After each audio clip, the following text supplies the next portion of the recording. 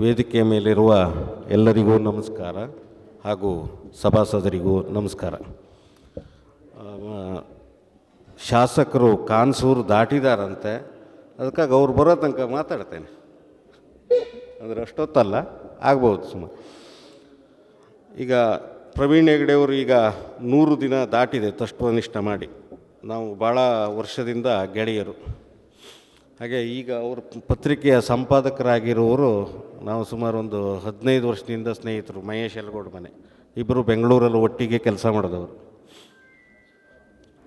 ಪತ್ರಿಕೆಗಳು ಒಂದೆರಡು ಲೈನ್ ಹೇಳ್ತೇನೆ. ಇದು ನಮ್ಮದು ಒಂದು ನದಿ, ಅವ್ರದ್ದು ಒಂದು ನದಿ, ಕೊನೆಗೆ ಸೇರೋದು ಸಮುದ್ರಕ್ಕೆ ಎರಡು.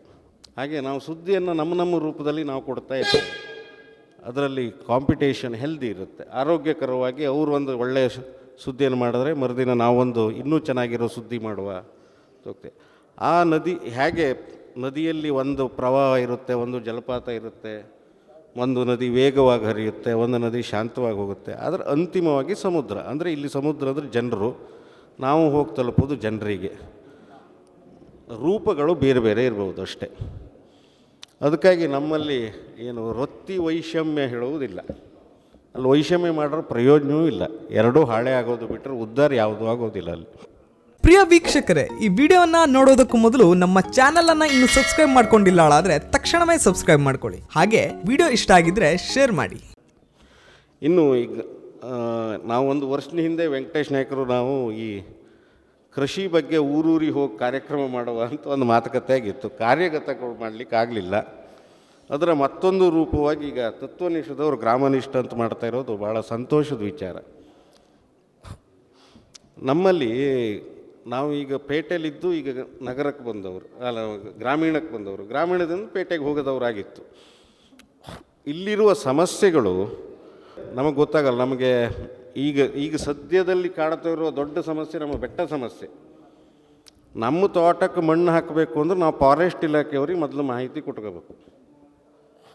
ಇಲ್ದರು ಬರ್ತಾರೆ ಅವರು ಕೊನೆಗೆ ಹೇಳೋದೇನು ಅಂದ್ರೆ, ನಮಗೆ ಸ್ಯಾಟಲೈಟ್ ಚಿತ್ರ ಬಂತು, ಒಂದು ಕಡೆ ಕೆಂಪು ಜಾಗ ಕಡ್ತು, ಅಲ್ಲಿ ನೀವು ಮಣ್ಣು ತೆಗೆದಿದ್ರಿ, ಇದನ್ನು ಎಲ್ಲ ಸಾಗಿಸಿದ್ರಿ, ನಮ್ಮ ತೋಟಕ್ಕೆ ಹಾಕ್ಕೊಂಡಿದ್ವಿ.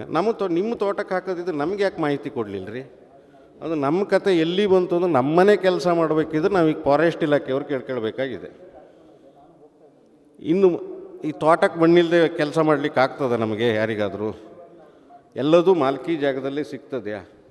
ಮಣ್ಣು ಸಿಗ್ಲಿಕ್ಕೆ ಸಾಧ್ಯ ಇಲ್ಲ. ಇದನ್ನೆಲ್ಲ ಸರಳೀಕರಣ ಮಾಡುವವರು ನಮ್ಮ ಜನಪ್ರತಿನಿಧಿಗಳು ಮಾಡಬೇಕು. ಕೊನೆಗೆ ಅವ್ರು ಹೇಳೋದೇನು ಅಂದ್ರೆ, ಸುಪ್ರೀಂ ಕೋರ್ಟ್ ಕಾನೂನು ಹಂಗೆ ಹೇಳ್ತದೆ ಅಂತ. ಈಗ ಮೊನ್ನೆ ಯಾವುದೋ ಒಂದು ಇದರಲ್ಲಿ ಬಂತು, ಕಾಗೇರಿಯವರು ಶಾಸಕರಾಗಿದ್ದಾಗ ಕೇಳಿದ ಪ್ರಶ್ನೆಗೆ ಆವಾಗ HY ಮೇಟಿ ಅವರು ಅರಣ್ಯ ಸಚಿವರಾಗಿದ್ದರು. ಆ ಸಂದರ್ಭದಲ್ಲಿ ಅವರು ಹೇಳಿದರು, ಬೆಟ್ಟ ಕಾನೂನು ನಮಗೆ ಅಡಿಕೆ ಸಹಿತ ಬೆಳಿಬೋದು ಒಂದು ನಿಯಮದ ಆಧಾರದಲ್ಲಿ ಅಂತ. ಈಗ ಬೆಟ್ಟಕ್ಕೆ ನಮಗೆ ಒಂದು ರಸ್ತೆ ಮಾಡಲಿಕ್ಕೆ ಹೋದ್ರೆ ಫಾರೆಸ್ಟ್ ಇಲಾಖೆಯವರು ಬಂದು ನಿಲ್ತಾರೆ. ಅದನ್ನೆಲ್ಲ ನಮ್ಮ ಜನಪ್ರತಿನಿಧಿಗಳೇ ಅದಕ್ಕೆ ತಡೆ ಹಿಡಿಬೇಕು, ಬಿಟ್ಟರೆ ಅಧಿಕಾರಿಗಳ ಆಟಾಟೋಪಗಳು ಅಂತ ನಾವು ಕಡಾಖಂಡಿತವಾಗಿ ಹೇಳಬೇಕಾಗ್ತದೆ.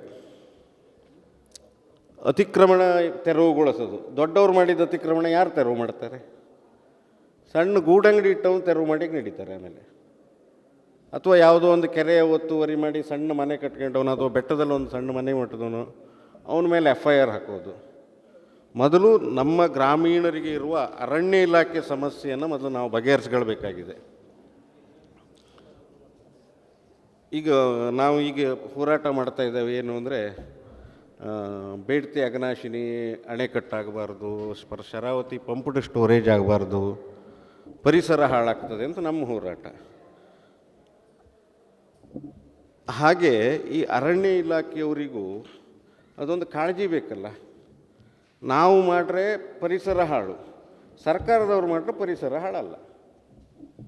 ಈಗ ಶರಾವತಿ ಪಂಪ್ ಸ್ಟೋರೇಜಿಂದ ಹತ್ತತ್ರ ಎಷ್ಟು 50 ಹೆಕ್ಟೇರ್, ಅದರಲ್ಲಿ ಒಂದಷ್ಟು ಜನ ಖಾಸಗಿಯವ್ರದ್ದು ಒಂದು 25 ಹೆಕ್ಟೇರ್ ಆಗುವಷ್ಟು ಜಾಗ ಇದೆ. ಉಳಿದು ಅರಣ್ಯ ಭೂಮಿಗಳು ತುಂಬ ಇದ್ದಾವೆ. ಅದು ಹೋದ್ರೆ ಅವ್ರಿಗೆ ಬೇಜಾರಿಲ್ಲ. ನಾವು ಹೋಗಿ 20-30ರಲ್ಲಿ ಒಂದು ಮನೆ ಕಟ್ಟಿಬಿಟ್ರೆ ಈಗ ಅವರಿಗೆ ಅರಣ್ಯ ನಾಶ ಅಂತ ಶುರು ಮಾಡ್ತಾರೆ. ಇಂಥದ್ರ ಬಗ್ಗೆ ತಡೆ ಹಾಕುವ ಕೆಲಸವನ್ನು ನಾವೇ ಸಂಘಟಿತರಾಗಿ, ಅಂದರೆ ಜನರು, ಈಗ ನಾನು ಇಲ್ಲಿ ಪತ್ರಿಕೆಯವನಾಗಿ ಹೇಳೋದಿಲ್ಲ, ಕೃಷಿಕನಾಗಿ ನಾವು ಸಹಿತ ಇದರೊಂದು ಸಂಘಟಿತವಾಗಿ ಅದಕ್ಕೊಂದು ಪರಿಹಾರ ಕಂಡುಕೊಳ್ಬೇಕಾಗಿದೆ. ಇನ್ನು ಎರಡನೇದು ನಮ್ಮ ಗ್ರಾಮೀಣ ಮಟ್ಟದ ಈ ಜಾಗದ ಎನೆ ಮಾಡಿಸೋದು ಅಂಥದ್ದೆಲ್ಲ ನಾವು ಪ್ರಖರವಾಗಿ ನಾವು ಮಾಧ್ಯಮದ ಮೂಲಕನೂ ತಿಳಿಸಬೇಕು, ಅದನ್ನು ಜನ ಮಾಡ್ತಾ ಹೋಗಬೇಕಾಗಿದೆ. ನಮ್ಮಲ್ಲಿ ಪಿ ಡಿ ಒಗಳ ಸಮಸ್ಯೆಗಳಿರ್ತವೆ, ಮಾಡಿಕೊಡೋದೇ ಇಲ್ಲ. ಒಂದು ಎಷ್ಟು ಸಲ ಓಡಾಡ್ರೂ ನಮ್ಮ ಕೆಲಸ ಆಗೋದಿಲ್ಲ ಅವರಿಗೆ. ಕೊನೆಗೆ ಅವನಿಗೆ ನಾವು ಗ್ರಾಮ ಪಂಚಾಯತಿ ಸದಸ್ಯನ ಹಿಡ್ಕೊಂಡು ಹೋಗಬೇಕು, ಇಲ್ದವ್ರು ಅಧ್ಯಕ್ಷನ ಹಿಡ್ಕೊಂಡು ಹೋಗಬೇಕು, ಇಲ್ದವ್ರು ಎಮ್ ಎಲ್ ಎ ಅವ್ರ ಆಫೀಸಿಗೆ ಹೋಗಿ ಎಮ್ ಎಲ್ ಎ ಅವ್ರ ಪಿ ಹತ್ರ ಫೋನ್ ಮಾಡಿಸ್ಬೇಕು. ಅಲ್ಲಿವರೆಗೆ ನಮ್ಮ ಪಿ ಡಿ ಒಗಳು ನಮ್ಮನ್ನು ಕಾಡಿಸ್ತಾ ಇದ್ದಾರೆ. ಅದಕ್ಕೆಲ್ಲ ಪರಿಹಾರ ಆಗಬೇಕು ಅಂದ್ರೆ ಒಂದು ಸೆಕೆಂಡ್ ಮತ್ತು ಜನಪ್ರತಿನಿಧಿಗಳೇ ಅದಕ್ಕೆ ದಾರಿ ತೋರಿಸ್ಬೇಕು ಅಂತ ನಾನು ಹೇಳಬೇಕಾಗ್ತದೆ. ಇವಿಷ್ಟು ವಿಚಾರವನ್ನು ಈಗ ಹೇಳ್ತೇನೆ. ಈಗ ಶಾಸಕರ ಹತ್ತತ್ರ ಬಂದಿರ್ಬೋದು, ಇನ್ನೊಂದು 2 ನಿಮಿಷ ಮಾತಾಡ್ತೇನೆ. ಇನ್ನು ನಮ್ಮಲ್ಲಿ ನಮಗೆ ನಮ್ಮ ಗ್ರಾಮೀಣರಿಗೆ ಬೆನ್ನೆಲುಬಾಗಿರೋದು ಸಹಕಾರಿ ಸಂಸ್ಥೆಯ ವ್ಯವಸ್ಥೆ.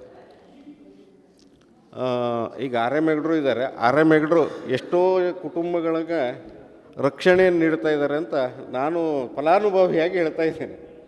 ಯಾಕೆಂದರೆ TMS ಇಂದ ಸಾಕಷ್ಟು ಜನರಿಗೆ ಅನುಕೂಲ ಆಗಿದೆ.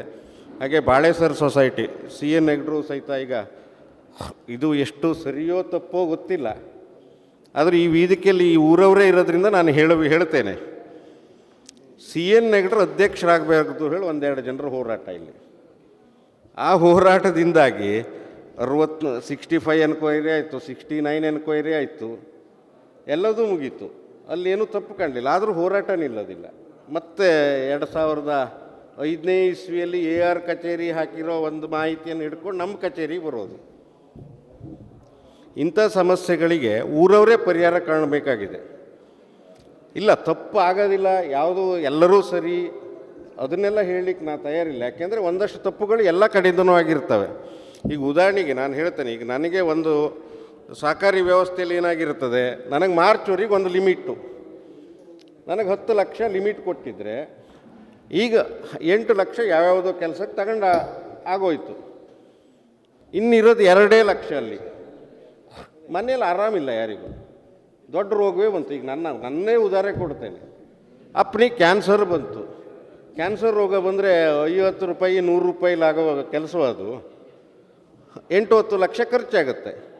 ಮತ್ತು ನಾವು ಒಂದು ಸೆಕೆಂಡ್ ಸೊಸೈಟಿ ಹೋಗ್ತೇವೆ, ನಮ್ಮ ಲಿಮಿಟನ್ನು ಮೀರಿ ಯಾವುದೋ ಒಂದು ಮಾನವೀಯ ಆಧಾರದಲ್ಲಿ ಅವರು ನಮಗೆ ದುಡ್ಡು ಕೊಡ್ತಾರೆ. ಅದನ್ನು ಅವ್ಯವಹಾರದ ವ್ಯಾಪ್ತಿಗೆ ಹೇಗೆ ಸೇರಿಸ್ತೀರಿ ನೀವು? ಆ ರೀತಿ ಪ್ರಶ್ನೆಗಳು ಇಟ್ಟುಕೊಂಡು ಇಲ್ಲಿ ಹೋದರೆ ಒಂದು ಸೊಸೈಟಿಯು, ನಮ್ಮಲ್ಲಿರುವ ಉತ್ತರ ಕನ್ನಡದಲ್ಲಿರುವ 179 ಸೊಸೈಟಿಯು ಬಾಗಿಲಾಕಬೇಕಾಗ್ತದೆ. ಒಂದು ಸೊಸೈಟಿಯೂ ನಡೆಯೋದಿಲ್ಲ. ಅದನ್ನು ನಮ್ಮ ಗ್ರಾಮೀಣ ಜನರು ನಮ್ಮ ಅನುಕೂಲಕ್ಕಿರುವ ಸೊಸೈಟಿಗಳನ್ನು ಸರಿಯಾಗಿ ನೋಡಿಕೊಂಡು ಹೋಗಬೇಕು ಹೇಳೋ ಒಂದು ಕಳಕಳಿ. ಮತ್ತು ಇದೆಲ್ಲವೂ ಈ ಗ್ರಾಮನಿಷ್ಠದಲ್ಲೇ ಬರುವಂಥದ್ದು, ಇದರ ಹೊರವ್ಯಾಪ್ತಿ ಯಾವುದೂ ಇಲ್ಲ. ನಮ್ಮಲ್ಲಿರುವ ಬೆಟ್ಟ ಸಮಸ್ಯೆ, ಅತಿಕ್ರಮಣದ ಸಮಸ್ಯೆ, ಸಹಕಾರಿ ವ್ಯವಸ್ಥೆ ಮತ್ತು ಗ್ರಾಮ ಪಂಚಾಯತಿ ವ್ಯವಸ್ಥೆಯನ್ನು ನಾವಿಟ್ಟು ಹಿಂದೆ ರಾಮಕೃಷ್ಣ ಹೆಗಡೆ ಅವರು ವಿಕೇಂದ್ರೀಕರಣ ಮಾಡಿದ್ದು ಅದೇ ಉದ್ದೇಶದಿಂದನೇ ಆಗಿತ್ತು. ಗ್ರಾಮೀಣ ಇಲ್ಲಿಯೇ ಸರ್ಕಾರ ಇಲ್ಲಿಯೇ ಇರಬೇಕು, ಇಲ್ಲಿಯೇ ಜನರು ಇಲ್ಲೇ ಆಗಬೇಕು ಅಂತ. ನಮ್ಮ ಒಂದೇ ಸೀಸನ್ ಅಲ್ಲ ಇದು ಪರಿಷತ್ ಅಂತ ಇದ್ದಿದ್ದು. NV ಹೆಗಡ್ರು ಒಂದೇ ಸಲ ಆಗಿರುವ ಜಿಲ್ಲಾ ಪರಿಷತ್ತಿನ ಮೆಂಬರ್ ಆಗಿದ್ದರು. ಆವಾಗ ZP ಇದ್ದರು, ಜಿಲ್ಲಾ ಪಂಚಾಯತಿ ಅಲ್ಲ, ಜಿಲ್ಲಾ ಪರಿಷತ್ತು ಮಂಡಲ ಪಂಚಾಯತ್ ಅಂತಿತ್ತು. ಆ ವ್ಯವಸ್ಥೆ ಎಷ್ಟು ಅನುಕೂಲಕಾರಿಯಾಗಿತ್ತು, ಅದು ಯಾಕೆ ಹೋಯಿತು? ಈಗ ಎಲ್ಲ ಕೆಲಸಗಳು ಸುಸೂತ್ರವಾಗಿರ್ತಿತ್ತು. ಅಂದರೆ ನಾವು ಆಧುನಿಕರು ಆಗ್ತಾ ಹೋದಂತೆ ಜಟಿಲತೆಯೂ ಆಗ್ತಾ ಬಂದಿದೆ ಕೆಲವಷ್ಟು ವಿಚಾರಗಳು. ಅದನ್ನೆಲ್ಲ ಸರಳೀಕರಣ ಮಾಡುವ ಒಂದು ನಿಟ್ಟಿನಲ್ಲಿ ನಾವು ಪತ್ರಿಕೆಯವರು ಕೆಲಸ ಮಾಡಬೇಕು, ಅದಕ್ಕೆ ಜನರೂ ಕೈ ಜೋಡಿಸ್ಬೇಕು. ಅದೇ ರೀತಿಯಲ್ಲಿ ಸಹಕಾರಿ ವ್ಯವಸ್ಥೆಯಲ್ಲಿರುವವರು ಕೇಳಿಸ್ಬೇಕು. ಇನ್ನು ಒಂದು ನಂದು ಅಂಶ ಇದೆ, ಸಾಹೇಬರು ಬಂದಿದ್ದರು, ಅವ್ರ ಎದುರಿಗೆ ಹೇಳೋದಾಗಿತ್ತು. ನಮಗೆ ಈಗ ಬೆಳೆ ವಿಮೆ ಬಂದಿಲ್ಲ. ಹಾಂ, ಹೌದು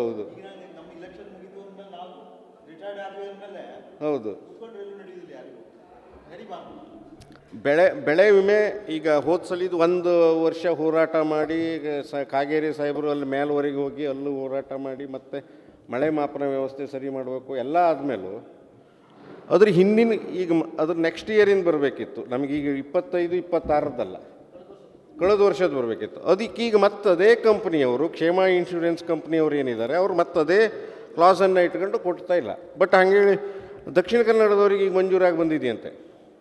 ನಮ್ಮ ಉತ್ತರ ಕನ್ನಡದವರಿಗೆ ಇನ್ನೂ ಇದಾಗಲಿಲ್ಲ. ಮೊನ್ನೆ ಅಧಿವೇಶನದಲ್ಲೂ ಕೂಡ ನಮ್ಮ ಜಿಲ್ಲೆಯ ಪ್ರತಿನಿಧಿಗಳು ಅದ್ರ ಬಗ್ಗೆ ಧ್ವನಿ ಎತ್ತಿಲ್ಲ ಹೇಳೋದೊಂದು ಬೇಜಾರದ ವಿಷಯ. ಹಾಗೆ ಅಶೋಕ್ ರೈ ಅವರು ಅದ್ರ ಬಗ್ಗೆ ಮಾತಾಡಿದ್ದಾರೆ. ಹಾಂ, ಅದನ್ನು ಮಾಡಬೇಕಾಗಿದೆ ಈಗ. ಹಾಗಾಗಿ ಈ ಬೆಳೆ ವಿಮೆಯ ಬಗ್ಗೆಯೂ ನಾವು ಜಾಗೃತಿ ಮೂಡಿಸ್ಕೊಂಡು ಮತ್ತೊಮ್ಮೆ ನಮ್ಮ ಜನಪ್ರತಿನಿಧಿಗಳಲ್ಲಿ ಹಾಗೂ ಮಾನ್ಯ ಶಾಸಕರವರಲ್ಲಿ ಅಲ್ಲದೆ ನಮ್ಮ ಸಹಕಾರಿ ವ್ಯವಸ್ಥೆಯವ್ರನ್ನ ಮುಂದಿಟ್ಟುಕೊಂಡು ಮತ್ತೊಮ್ಮೆ ನಾವೀಗ ಮತ್ತೆ ಬೆಳೆ ವಿಮೆಯನ್ನು ಪಡೀಲಿಕ್ಕೆ ಹೋಗಬೇಕಾದ ಅನಿವಾರ್ಯತೆ ಇದೆ. ಇನ್ನೇನು ಬರ್ಬೋದು ಜನ ಕಣ್ಣು ಅಲ್ಲ, ಇನ್ನು ಅಧ್ಯಕ್ಷರು ಒಂದೇ ಇರೋದು. ಹಾಂ, ಹೌದು ಹೌದು, ಅಡ್ಡಿಲ್ಲ. ಮುಂದೆ ನೆನಪಿಟ್ಕೊಂಡಿದ್ದು ಹೋಗ್ಬಿಡುತ್ತೆ. ಆಮೇಲೆ ಏನು ಹೇಳಬೇಕಾಗಿದೆ ಅಂತ ಹೇಳಿರೋದು ಏನೇ ಇರಲಿ, ತತ್ವನಿಷ್ಠ ಪತ್ರಿಕೆಯಿಂದ ಒಂದು ಉತ್ತಮ ಕಾರ್ಯವನ್ನು ಆಯೋಜನೆ ಮಾಡಿ ಪ್ರವೀಣ್ ಅವರು 100 ದಿನದಲ್ಲಿ ಇದೊಂದು ಮೈಲುಗಲ್ಲು ಸಾಧನೆ. ಅದು ನಿರಂತರವಾಗಿ ನಡೀತದೆ. 100 ದಿನಕ್ಕೆ ಇದು ನಿಲ್ಲುವುದಲ್ಲ, ಮುಂದೆ ನಡೀತಾ ಹೋಗುವುದಾದ್ದರಿಂದ ಇದೊಂದು ಅದ್ಭುತವಾದ ಕಾರ್ಯಕ್ರಮವನ್ನು ಮಾಡಿದ್ದಾರೆ ಅಂತ ಹೇಳ್ತಾ ನನ್ನ ಮಾತಿಗೆ ವಿರಾಮ ಇಡ್ತೇನೆ. ನಮಸ್ಕಾರ. ವೀಕ್ಷಕ ಮಹಾಪ್ರಭುಗಳೇ, ನಮ್ಮ ಚಾನಲ್ ಅನ್ನು ಸಬ್ಸ್ಕ್ರೈಬ್ ಮಾಡಿ, ಶೇರ್ ಮಾಡಿ, ಪ್ರೋತ್ಸಾಹಿಸಿ.